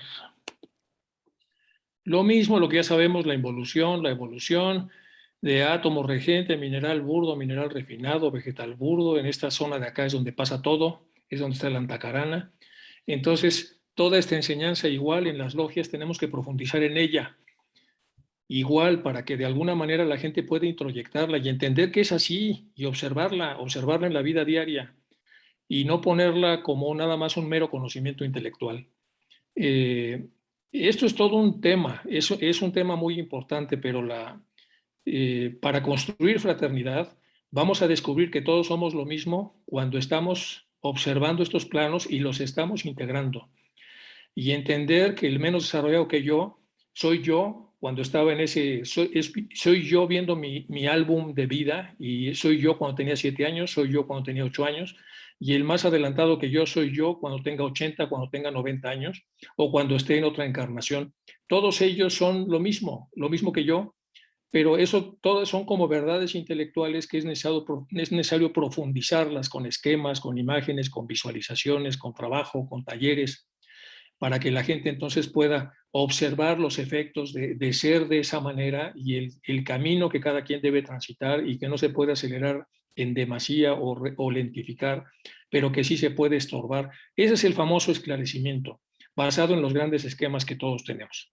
Si quieres paso la que sigo, Isaac, para que podamos llegar ya a las soluciones. Sí. Es el pensamiento cámico, es un pensamiento que está muy vinculado a la parte baja del ser humano, y este es cómo ocurre el pensamiento. Se supone que tenemos regentes filtradores que pueden estar semi-activados o no activados. Entonces, Kama tiene un deseo. Por cierto, quisiera pasar un video chiquito del Sanguru, que es una conferencia que dice que cómo le hago para nunca enojarme. Es el video pequeñito, y lo llaman a dar una conferencia en un lugar de mujeres voluntarias, y él hace una conferencia muy pequeña, como de 5 o 6 minutos, y explica con mucho cuidado cómo es que se dan las condiciones para que no pase el que la persona pueda ser tentada para enojarse, pero da definiciones muy interesantes sobre lo que es el deseo personal y la visualización integrativa. Y entonces, cómo pueden estas personas cambiar el deseo egoico para una visualización que pueda incluir toda la realidad que tiene enfrente. Entonces tenemos aquí las solicitudes de pensamiento que hace el Kama, y antes de llegar a la estructura que va a tomar decisiones, el regente filtra, y puede ser que demore y analiza para poder analizar lo que Kama está pidiendo, puede autorizar el paso, y aquí está el deseo de penetración, y el regente filtrador no activado pues entra. Si el regente no está activado, esto entra rápido hasta el pensador. Pero si el regente está activado, entonces puede demorar para analizar, y después de analizar ya puede permitir, puede aceptar o rechazar, en cuyo caso ya no entra a esta estructura lo que Kama quiere. Es parecido a lo que hizo Freud del id, del ello, que serían todos los instintos, y el superyo, que sería como el organismo moral que está evitando que la información pase. Después el pensador, una vez que ha entrado esto, pasa, elabora y piensa de acuerdo al deseo, y entonces tiene varias opciones. Este es un pensador que ordena un comportamiento cámico, es decir, altamente intuitivo, y organiza y realiza el comportamiento cámico, que a su vez va a originar división enemistante, y el karma toma nota por las implicaciones. Es decir, una persona de cualquier logia que es muy quisquilloso con la puntualidad, y uno llega reiteradamente o por tercera vez tarde, entonces su parte cámica vuelve a tocar la puerta y decir, no es posible soportar esta situación, hay que poner un hasta aquí, hay que poner una corrección. Y si está el regente filtrador activado y lo tenemos en modo fraternidad, dice, el tipo podrá llegar tarde las veces que le plazca y no voy a pasar eso al pensador. Pero si está desactivado, lo pasa al pensador, el pensador lo ve razonable, que después de 3 veces hay que llamarle la atención, y entonces el pensador elabora y piensa de acuerdo a la solicitud de Kama, es decir, algo oscuro, y entonces ordena un comportamiento cámico, pero desde ahí se nota como demasiado insultativo, demasiado molesto, demasiado agresivo con la persona que ha llegado tarde, y entonces la persona recibe aquello, y aquí lo que se hace es acentuar la división enemistante, y el karma toma nota, y entendemos que el que ha fallado aquí es la persona que lleva el control por haber desactivado al regente filtrador y por no haber reconsiderado la solicitud que hace su Kama sobre un condicionamiento propio, que ha pasado por alto que la verdadera visión de todo esto es la fraternidad. Isaac. Yo ahorita que estaba, antes de que estuvieras pasando esta, bueno, también con esta, estaba recordando la tercera proposición fundamental de la doctrina secreta que viene en el proemio que recomendamos a nuestros asistentes a esta conferencia que la consulten. Vayan a la doctrina secreta, tomo 1, proemio, y busquen la tercera proposición fundamental. Ahí nos dice HPB que todos los aspectos búdicos, o sea, todas las almas de los seres humanos, tienen que pasar por ese largo proceso de individuación. Emanamos de la fuente divina, de aquello que es la eternidad, y vamos transcurriendo por diferentes niveles materiales, pasando primero con el mineral, después el vegetal, después nuestra conciencia entra al animal, y de ahí pasamos al humano. No es el final, aunque ahí nos detenemos un largo periodo de tiempo hasta que la autoconciencia se refina. Primero no hay conciencia, emanamos de un universo, de una deidad eterna, donde somos, vamos a decir, si podemos llamar, conscientes en ese en esa deidad, pero inconscientes en nuestro mundo finito. En ese largo deambular y caer en la materia, que es la involución, nos va haciendo ser, vamos a decir, teniendo esta autoconciencia, primero pasando por la separatividad, por supuesto, traspasando del animal al ser humano, y de ahí, después de un largo periodo, ascender al superhumano, y después a varias vías de evolución, ya para volver a la fuente de donde emanamos. ¿Cómo vamos a regresar? Vamos a regresar con autoconciencia de este universo finito, y tendremos también la autoconciencia, si podemos llamarlo así, de esa eternidad en la que hemos emanado. Esta puede ser una respuesta, dicha HPV, a la pregunta de ¿para qué estamos aquí? Y todo lo que vemos aquí es vamos a decir, recomendaciones para que yo traspase esas etapas de indulgencia, de egoísmo y ambición en que la materia me puede envolver, para salir adelante y pasar a los siguientes niveles. Sí, Enrique. Sí, y es parecido al estado crepuscular, Isaac, porque estamos muy reducidos, vemos que nada más vivimos una sola vida, de lo que podamos amasar, y vamos con la brújula totalmente desactivada, porque nos llenamos de propiedades y de cosas, y al final todo lo vamos a soltar, o sea, y eso es por no poner los elementos suficientes y tener la mira de la realidad muy corta. Entonces lo que hace HPV es abrirla, dice, no, cuate, ha estado aquí miles de veces, va a estar mil más. Entonces, esto es un camino enorme. Ha sido piedra, ya ha sido vegetal, ya ha sido de todo. Y otra vez, es un conocimiento que si lo intelectualizamos, pues es muy bonito y muy interesante. Pero si lo integramos, es otra cosa. Y el reto es cómo integrar estas enormes verdades. Ese es el reto que tenemos nosotros que descubrir como teósofos. Esto es lo mismo, pero aquí la solicitud de alguna manera ha sido trabajada, que también ya se les quedará a ustedes para que puedan pues vigilarla. Va hacia la unión amistosa. Vean ustedes todo el recorrido de este diagrama, y a su vez cómo el pensador de alguna manera ha podido hacer una mejor deducción de la solicitud que se le ha hecho, y ha hecho menos daño. Y eso implica que, por supuesto, es una persona con más desarrollo, más madurez, que le ha permitido hacer esto. Bueno, el legado teosófico ya lo habíamos visto, los estudiantes buscadores, de dónde viene todo esto y va bajando. Esta es una bonita imagen nada más para ver cuál es el legado y que lo tengamos en cuenta. Y aquí todos los grandes pensadores que han tenido que ver con que el legado exista, y los estudiantes y buscadores. Es más o menos sobre el mismo tema que habíamos visto antes, nada más es una bonita imagen para tenerla presente. Bueno, ahora sí vamos con cómo reparar. Aquí vamos a mezclar psicología con teosofía. El poderoso secreto de la postura as if, que es una cosa rara, que existe desde hace mucho tiempo, y hay autores contemporáneos que la han trabajado. ¿Qué significa as if? Bueno, lo trabaja Edward de Bono en uno de sus libros. Dice, si usted no puede hacer algo, haga como si.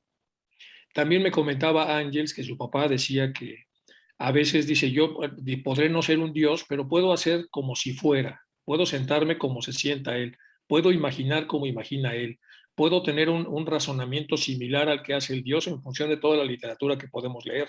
Y entonces don Saturnino hacía como si.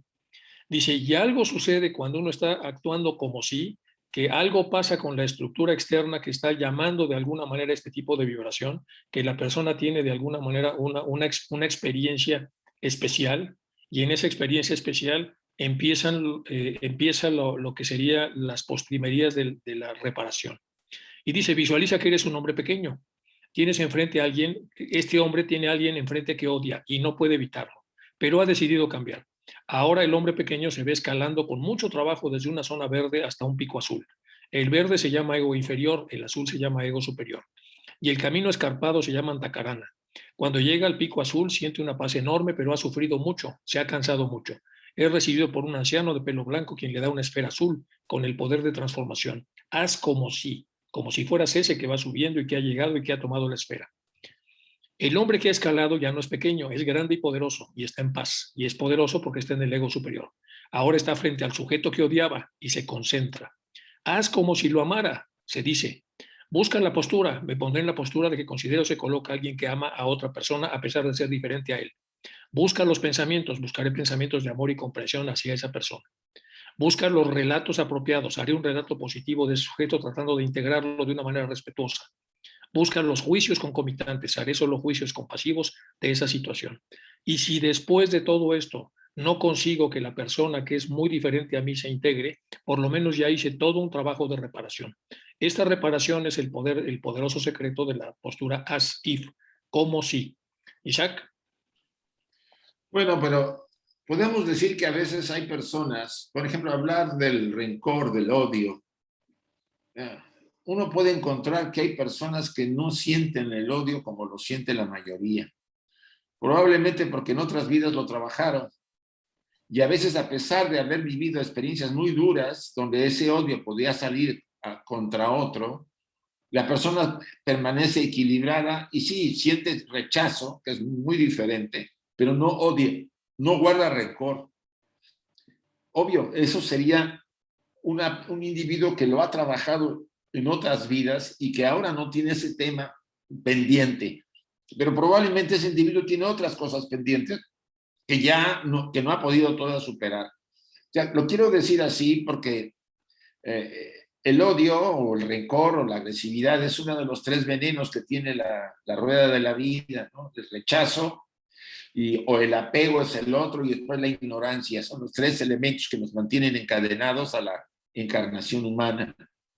Si sabemos nosotros dar un paso para poder ir superando sobre todo esa violencia, esa agresividad, ese rencor que tenemos, cuando alguien o algo no salió como a mí me gustaba, o me hicieron algo, me dañaron, sería un paso muy importante. Al menos es una sugerencia a la que podríamos llegar todos. No vamos a negar que puede ser que no empatice con la persona, pero no siento ni odio ni rencor, simplemente me veo incompatible de tener esa relación. Y ahí ya el paso sería muy importante. Sí, Enrique. Bien, vamos con algún otro remedio. Modelo PNI, también de Edward de Bono, dice, con esta técnica creativa podemos conocer las fortalezas de una opción específica para hacer comunidad, asumir los riesgos y valorar elementos o el potencial de una determinada situación. ¿Qué quiere decir PNI? Es positivo, negativo, interesante. Entonces, positivo nos permite ver los aspectos positivos y fortalezas de una situación que supuestamente estamos buscando, fraternidad. Negativo nos llevará a ver todas las debilidades y riesgos que compromete esta misma situación si es que nosotros tratamos de convertirla en fraternidad. Interesante, explorar un área de la situación que no es ni negativa ni positiva y por lo tanto es interesante. Y aquí viene un ejemplo. Si conocemos la verdadera naturaleza y esencia de las emociones, deseos, podremos vigilar nuestros pensamientos y palabras y obras a la perpetua luz de la conciencia y del análisis y de los demás de la luz de la conciencia universal, que nos muestra que los deseos de todos son los deseos de cada uno. Entonces, aquí tenemos deseos y emociones que determinan fraternidad o deseos y emociones que determinan no fraternidad. Aquí las separamos. Y luego, estas vienen del conocimiento, naturaleza y esencia, luz perpetua de la conciencia, y aquí el vigilante, es decir, estar atentos. Los hábitos negativos, insidiosos, ahamkara, deja de tener cosas a costa del sufrimiento de los humanos, frívolo, pasajero, placer, etc. De este lado, la vigilancia nos lleva a advertir y conocer. Como vigilo, no me voy por aquí.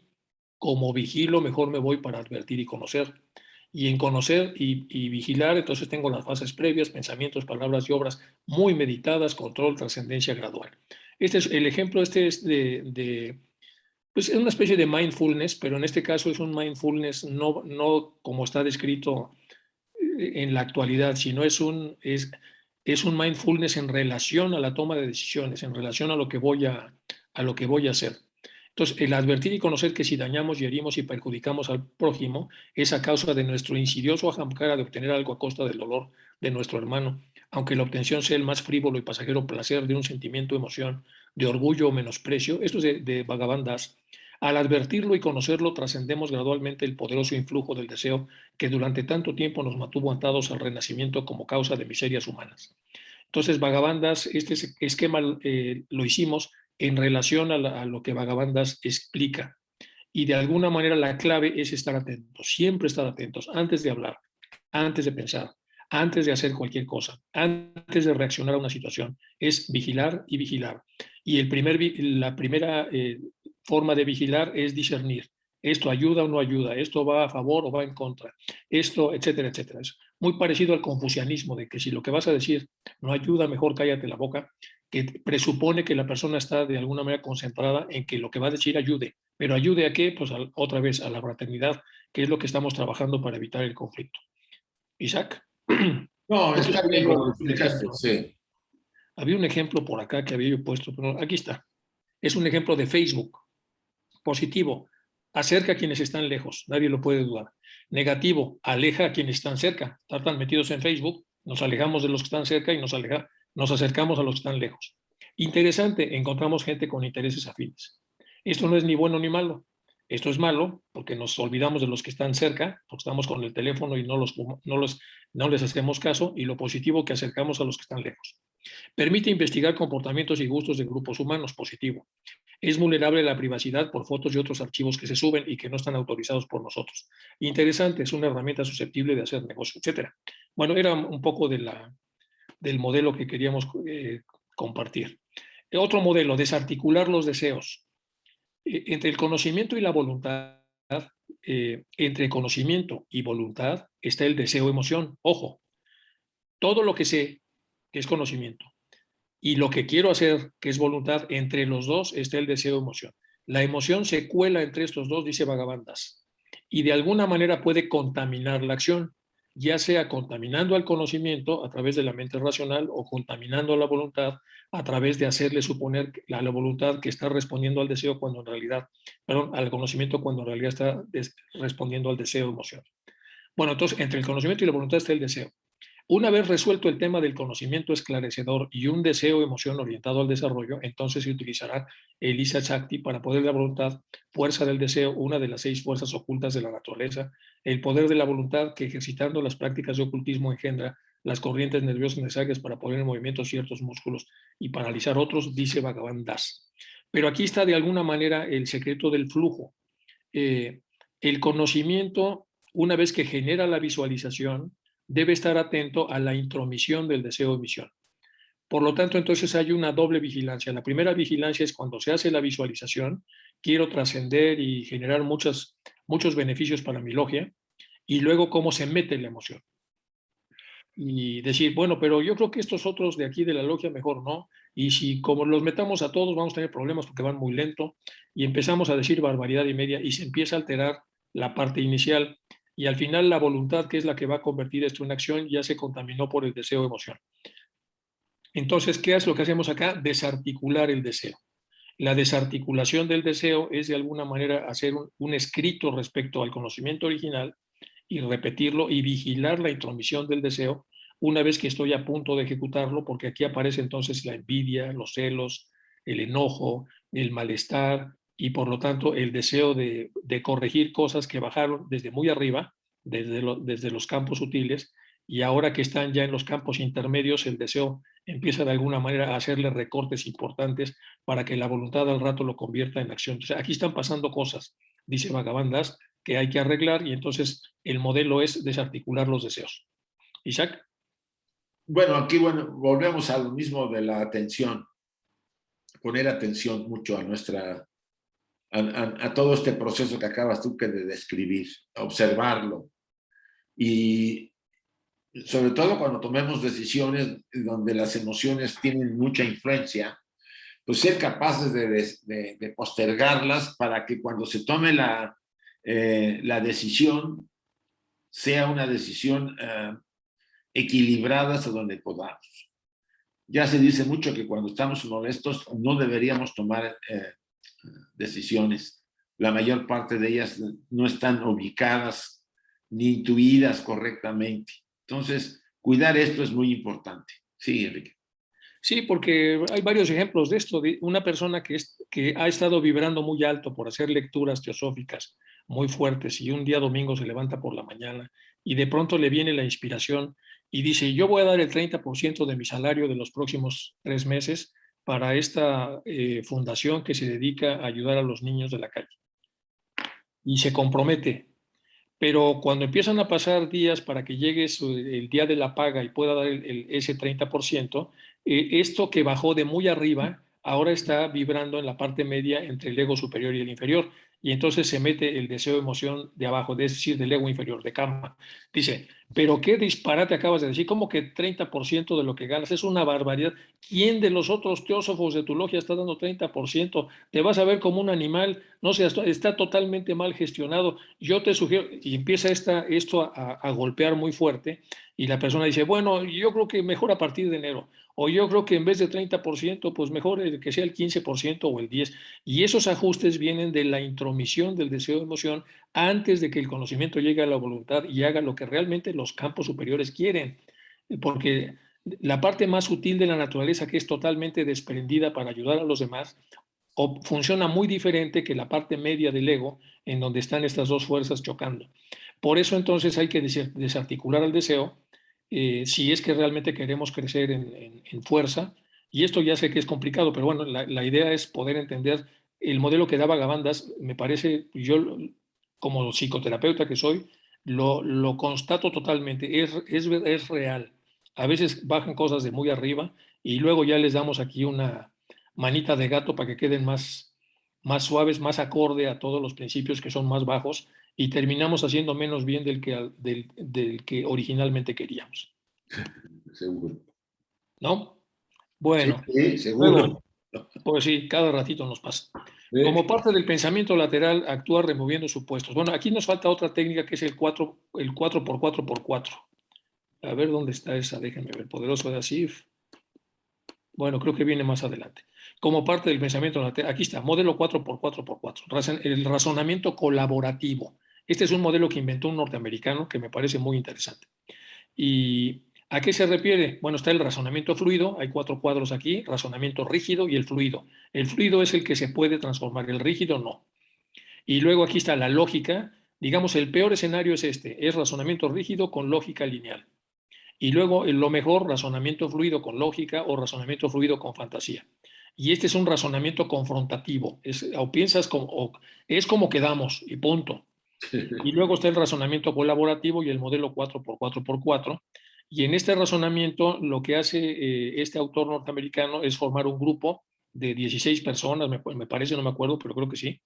Y les pide que hagan 4 propuestas, por ejemplo, para que se pueda vivir fraternidad en la logia. Y entonces hay grupos perdón, primero son individuales. Y entonces en grupos de 4, pero lo hacen individualmente. Y ya que cada quien tiene sus 4 propuestas, los forma en parejas. Ahora, esta pareja tiene 8 propuestas.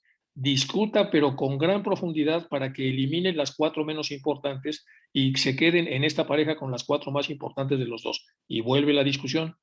Y ya que se terminó la discusión, esta pareja, que ahora son 2 personas, tienen 4 propuestas. Se van a juntar ahora a otros 2 para formar el grupo de 4. Y como son otros 2, ahora vuelve a haber otra vez 8 propuestas. Vuelvan a discutir hasta que queden solamente 4 propuestas. Y después de quedar 4 propuestas, eligen cuál es la mejor propuesta de las 4. Y eso, por un lado, permite el discernimiento, pero por otro lado, permite el razonamiento colaborativo y permite hacer discernimiento de muy alta denominación. Es como parte del pensamiento lateral y flexibiliza las opciones. Y aquí puse el ejemplo del fanal grande de Volkswagen de México que tú viviste cuando trabajabas allí, que llegaron unos fanales cuando Volkswagen cambió el fanal de un fanal lateral a un fanal más recto.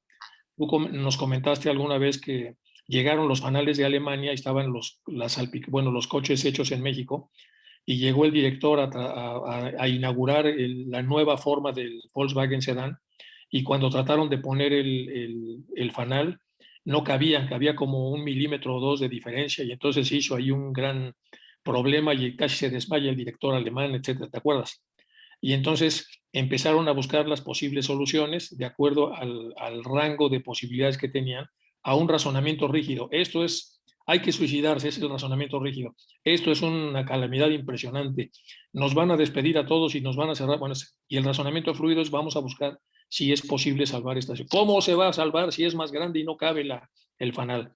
¿Quieres comentarlo? ¿Cómo te acuerdas que pasó, Isaac? No, pues, es muy sencillo. Uno de los operarios que tenía experiencia, pues calentó el fanal, Calentó la salpicadera. La salpicadera y se dilató y ya pudieron meter el fanal.